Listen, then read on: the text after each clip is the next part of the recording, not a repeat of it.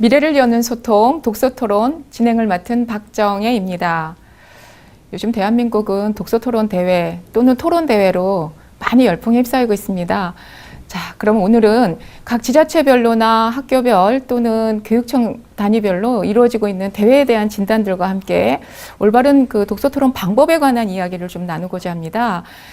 학교 현장에서 지금 열심히 독서 토론으로 아이들을 지도해주고 계시는 세 분의 선생님을 모시고 제가 한 분 한 분 소개드리도록 하겠습니다.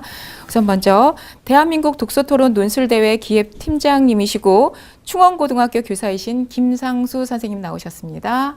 네, 안녕하십니까? 네. 세종교육원 독서토론 전임 강사이시고 상원초등학교 교사이신 오여진 선생님 나오셨습니다. 안녕하십니까? 네, 반갑습니다. 마지막으로 독서샘물결 모임의 부회장님이시고 상지여고 교사이시지요. 김한용 선생님 나오셨습니다. 안녕하세요. 네, 반갑습니다. 제가 처음에 이제 말씀드렸던 것처럼요. 독서 대회라든가 아니면 뭐 독서 토론 대회 또는 뭐 또 토론 대회 저마다 이런 이름을 참 명명하는 게 굉장히 많은 토론 대회들이 이루어지고 있어요. 그래서 또 일부 부분에서는 시청자분들도 좀 우려하시는 분들이 좀 있을 수도 있을 것 같거든요. 초등학교까지도 막 이렇게 토론의 대회에 이렇게 휩싸이고 있는데, 그럼 먼저 독서 토론이 좋기는 한데 방법들이 저마다 좀 다르고, 그렇다면 교육적인 방법으로 어느 것들이 이렇게 좋은지 좀 소개하는 그런 시간을 좀 가졌으면 좋겠어요, 선생님. 그러면 김한용 선생님 먼저 그 방법 하나 소개시켜 주실까요? 사실 뭐 어떤 방법이라는 게 뭐 가장 좋은 방법이 있는 건 아닌 것 같아요. 그러니까 그 학생들이 어떤 하나의 방법에 대해서 그 형식을 좀 충분하게 이해하면 다른 것들은 다 어차피 그 큰 틀에서 변형이거든요. 그러니까 어떤 하나의 형식을 정확하게 이해하고 그걸 숙지하면 좋겠다라는 게 생각입니다. 네. 선생님, 그러면 시청자들께서 독서 토론 자유로워야 되는데 형식 이런 게 좀 생길 것도 같거든요. 그럼 형식이라고 하는 거는 방법을 말씀하시는 거겠지요? 그렇죠. 이제 예를 들면 네. 가장 기본적인 이제 1대1로 하는 게 교차질의 네. 그런 쟁점 토론 방법이냐 아니면 이렇게 뭐 원탁 토론 내지는 뭐 이야기식이냐라고 하는 어떤 그런 큰 틀로 볼 수가 있는데 그런 부분에 대해서 일단 그 대회를 만약에 간다고 하면 그 대회에서 지금 어떤 형식으로 진행을 하느냐라고 하는 형식을 먼저 이해하는 것이 먼저입니다. 그래서 거기에 또 독서 토론이니까 어떤 책을 선정했느냐 그런 것까지도 가야 되고, 그다음에 이제 논제가 뭐냐 그런 측면까지도 세세하게 살펴서 일단 형식적인 측면에서 관통이 돼야 그다음에 즐길 수 있는 거지, 형식이 안 되면 예를 들어서 야구 선수가 야구장에 가서 야구를 해 축구하면 안 되지 않습니까? 네, 그렇죠? 그러니까 네, 하여튼 네. 스포츠를 하더라도 그 룰이 있기 때문에 하여튼 그 독서 토론의 형식이 뭐냐라고 하는 걸 좀 이해하고 그걸 조금 내면화시켜서 그다음에 가야 이제 재미가 있는 거죠. 예. 그럼 그거는 거기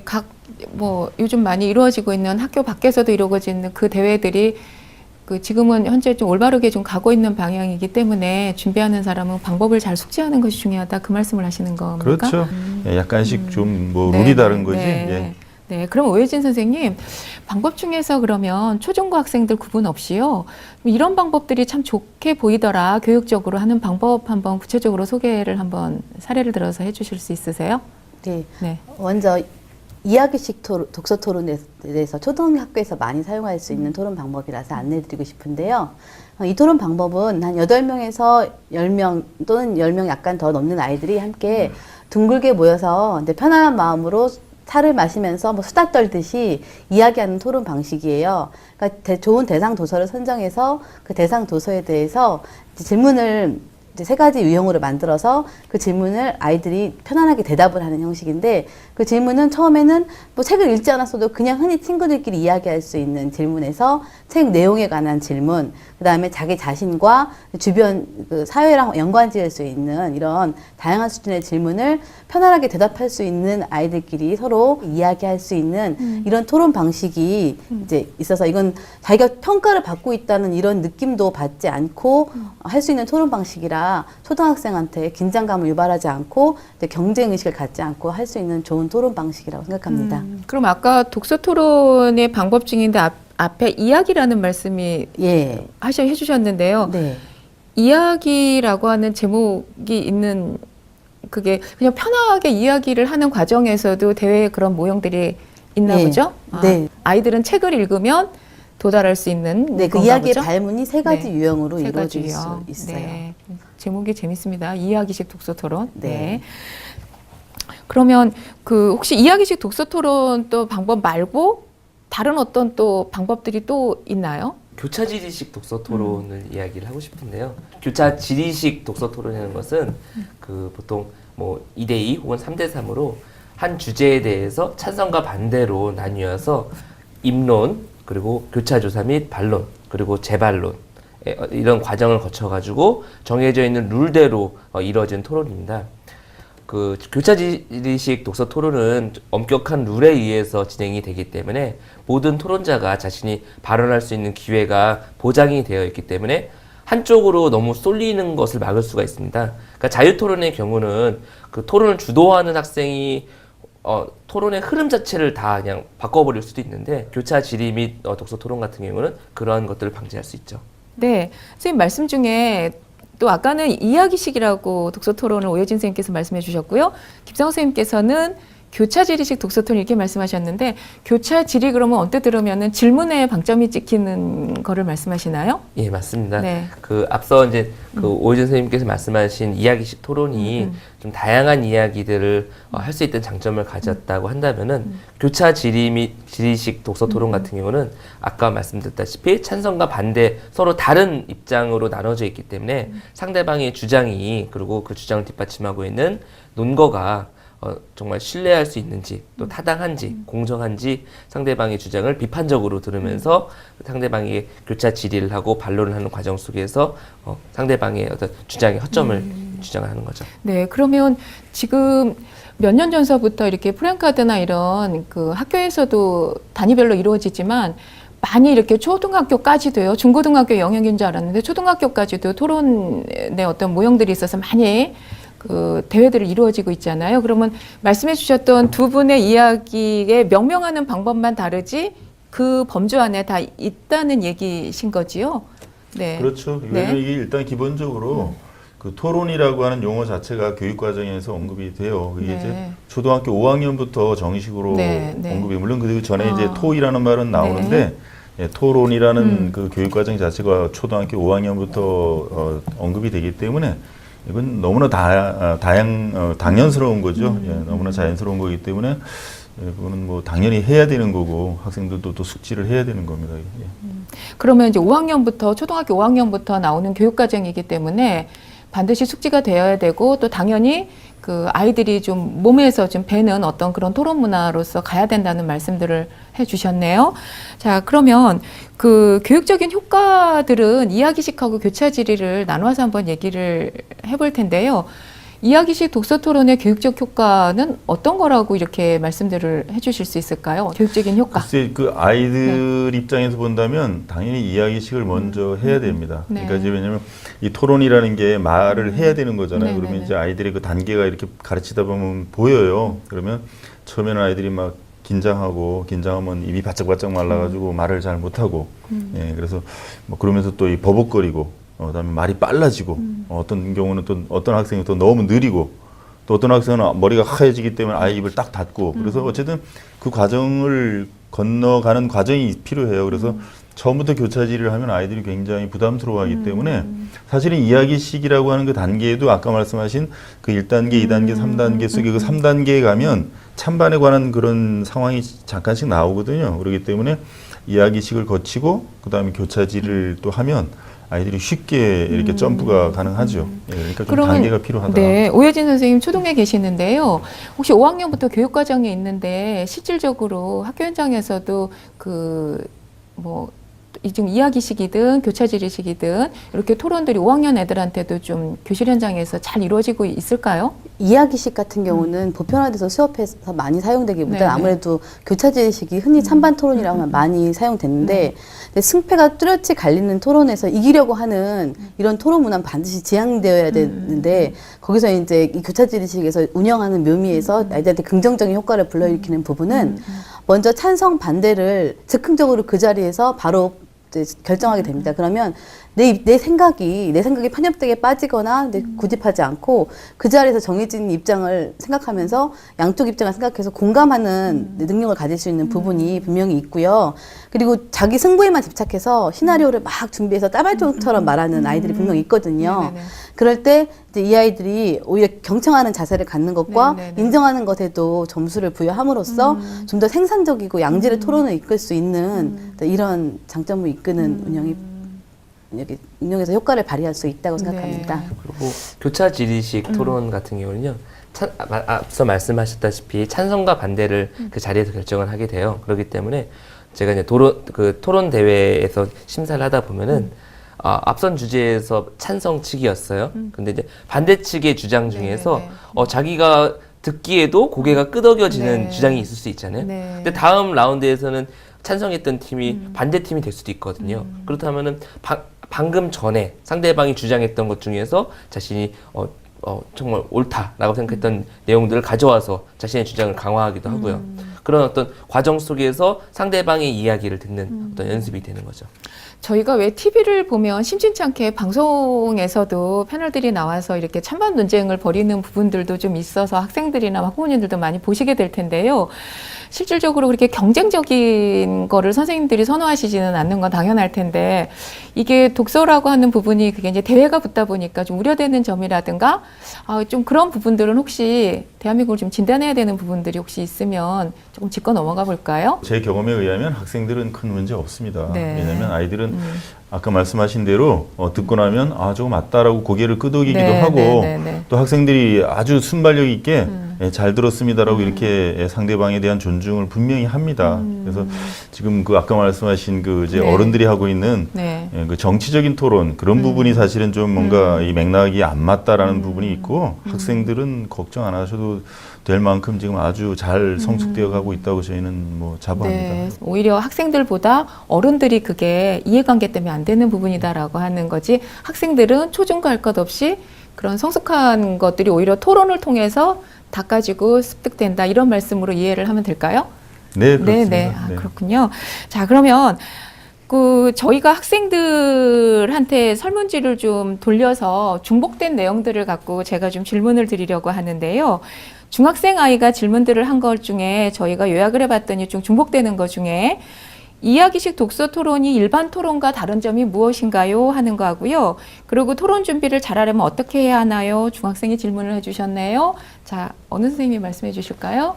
그 준비하는 과정에서는 일단 당연히 기본적으로는 책을 읽어야 됩니다. 책을 네. 읽고 첫째 책을 읽고 그 다음에 이제 교과서를 한번 좀 확인해 보면 좋겠어요. 그래서 교과서에 관련되는 단원이 뭐가 있을까 그런 거 좀 하면 좋겠고, 요즘엔 또 뭐 그 포털 사이트에 가면 일단 키워드만 넣으면 검색이 가능하니까 쫙 넣으면 어떤 그 관련되는 매체가 있나 그런 것들을 보면 뭐 그 영상물도 많고 또 책들이 많이 소개되기 때문에 그런 것들을 학생들이 조금만 더 활용하면 좋은 자료를 준비할 수 있다. 그러니까 일단 책을 읽는 것이 첫째 조건이지만 그 다음에 교과서, 그 다음에 다양한 매체 이렇게 폭넓게 준비하는 것이 좋겠다. 뭐 이 정도 말씀드리겠습니다. 교과하고도 연관을 시키고 더 많은 당연히 해야죠. 검색을 해야 된다. 예. 그러면 이제 준비가 조금 풍성해진다. 그 말씀을 네네. 하시네요. 네. 그 다음에 초등학생 질문인데요. 초등학생들이 정말 목적적으로 독서 토론을 잘하려면 어떻게 해야 하나요? 그냥 질문을 던지시네요. 네. 네, 오혜진 선생님이 답변이 가능하시겠네요. 좀 전에 선생님께서 예, 말씀해 주신 거랑 이제 중요한 비슷한 부분은 네. 우선 책을 잘 읽어야 되는데 책이다. 책을 시험 보듯이 암기하듯이 막 그렇게 전투적으로 읽는 것보다 천천히 음미하면서 읽는 게 중요한 것 같아요. 그러니까 책을 읽으면서 예를 들어 뭐 동화책이라면 내가 주인공이라면 어떨지에 대해 상상해보고 생각해보고 고민해보고 정보 전달하는 종류의 책이라면 관련 서적도 찾아보고 관련 시사 내용과도 관련지어보면서 나의 생각을 정리하는 게 제일 중요한 것 같아요. 그래서 내가 어떤지.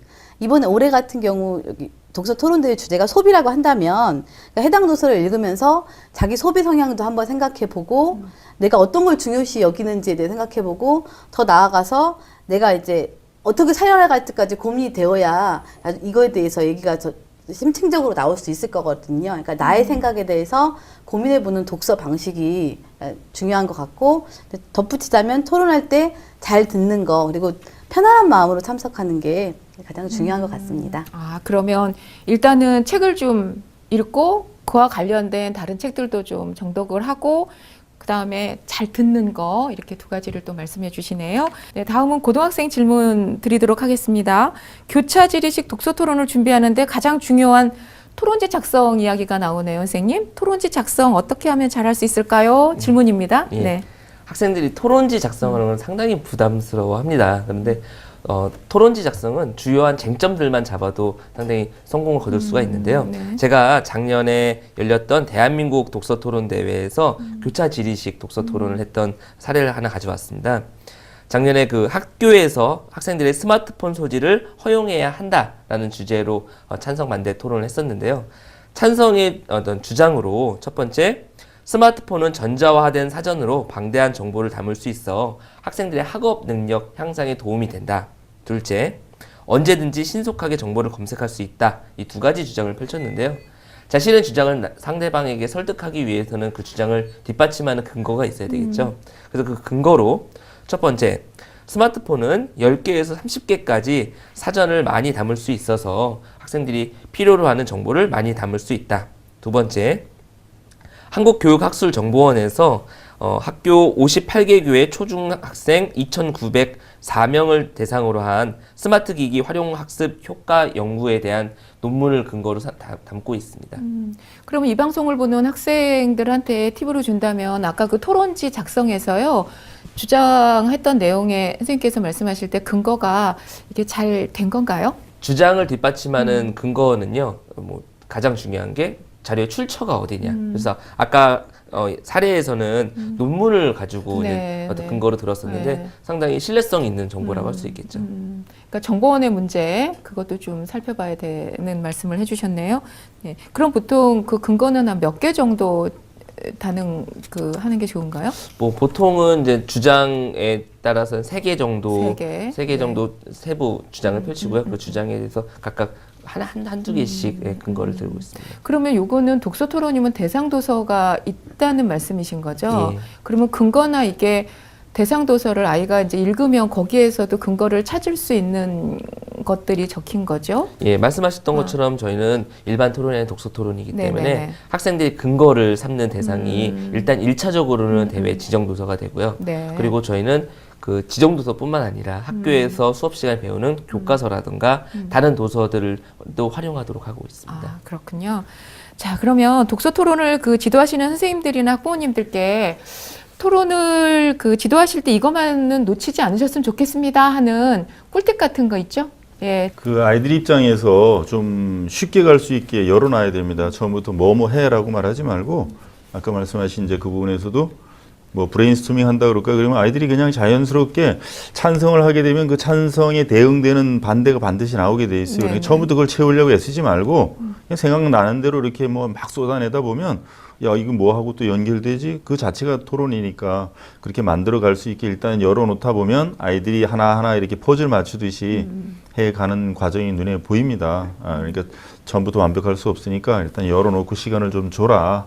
그리고 안 되면 좀 찾아보라고 시간을 줘야지 어른이 거기다 답변을 다 주면 아이들 머릿속에 남지를 않아요. 그래서 일단 열린 마음으로 좀 열어놨으면 좋겠다라는 게 제 생각입니다. 네. 아이들 능력대로 주도적으로 좌충우돌하고 하더라도 맞든 맞지 않든 어쨌든 다 폭넓게 사고에서 나오는 거는 다 하지 네. 선생님이 잘못 지도를 해서 이렇게 정형화시키지 말아라 이렇게 말씀하시는 네네네. 것이죠. 퍼즐 맞추듯이 그냥 네네. 열어놓는 거. 네. 네.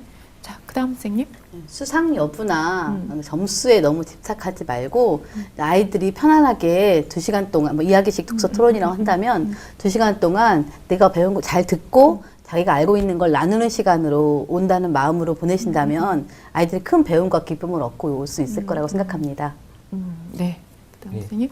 그 뭐 3대3 토론이나 2대2 토론식으로 그 지자체에서 하는 토론대회 같은 경우는 팀플레이로 하는 토론대회가 상당히 많은데요.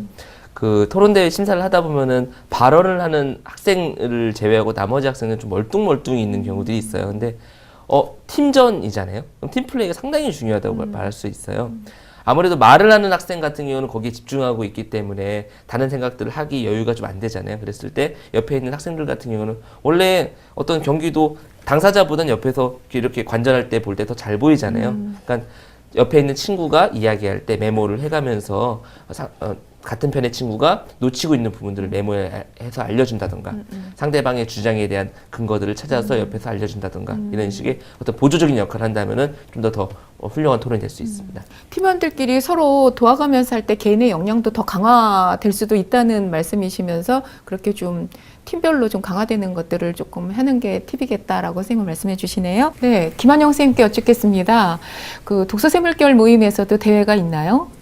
예, 저희가 이제 대한민국 독서 토론 논술 대회라고 해서 14년째 지금 진행을 하고 있고요. 예, 국가 공인에서도 이제 교과부나 문광부에서도 지금 후원을 하고 있기 때문에 대한민국에서 오랫동안 이렇게 거대한 행사를 한 건 사실은 처음이죠. 왜냐하면 저희가 초등학교 저학년부, 초등학교 고학년부, 중학교, 고등학교 이렇게 각각 4개 부문의 학생들이 이제 저희가 100명을 뽑으려고 하지만 또 100명이 사실 조금씩 넘어요. 그러면 이제 그 개인전 하는 학생들이 한 500명 내외, 그다음에 단체전 하는 학생들이 약 100명 내외 그러면 학생 선수만 600명이 넘습니다. 거기다 스텝 선생님들 이제 또 100분이 넘고 그러면 네. 거기 뭐 부모님 오시고 그러면 사실은 뭐 엄청난 인원이죠. 네, 그렇게 어마어마한 규모로 이루어지는 대회에 지금 예선을 걸쳤나요?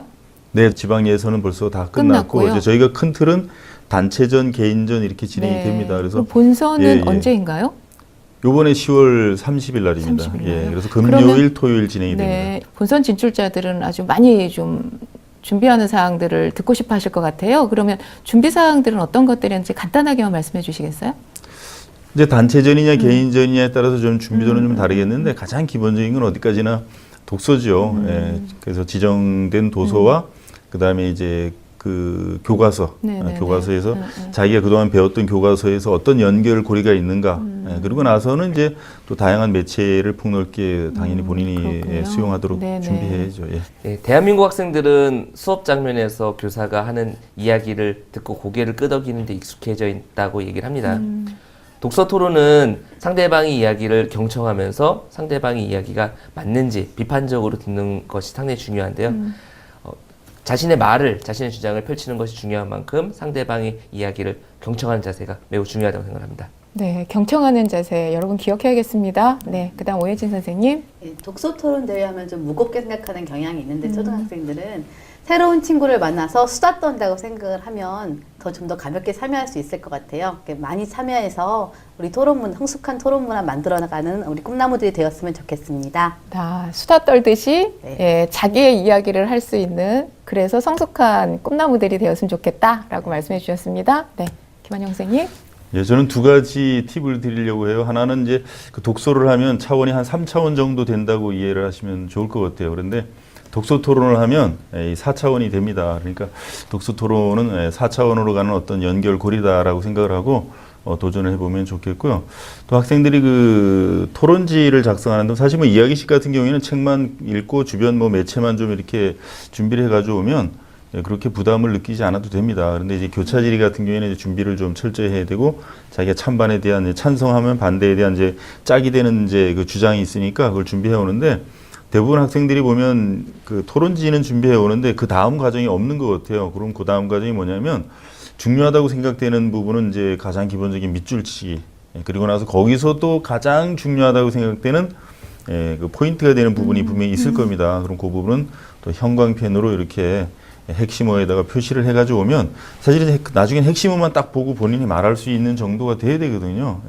그런 전혀 노력이 없으니까 그냥 거의 자꾸 읽게 되고 거기에 의존하는데 핵심어를 짚어놓으면 핵심어를 주변으로 이렇게 할 수 있는 테크닉이 생깁니다. 그러니까 한번 도전해 보면 좋겠습니다. 네. 네, 여러분 도움이 좀 되시나요?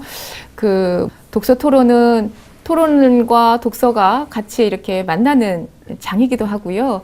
그래서 명명하는 방법들은 다 다르지만 대회를 위한 대회가 아니고 교육적인 효과가 충분히 있다고들 말씀을 해주셨고요. 세 분 선생님 바쁘신 가운데도 이렇게 나와주셔서 좋은 말씀 나눠주셔서 감사합니다. 네, 수고 많으셨습니다. 네. 그 공교육에 계시는 선생님들의 힘이 느껴지시나요? 이런 선생님들이 계시는 공교육 대한민국의 힘입니다. 여러분 그 독서로 그리고 토론으로 독서 토론으로 성숙한 아이들을 지켜봐 주십시오. 이상 마치도록 하겠습니다. 감사합니다.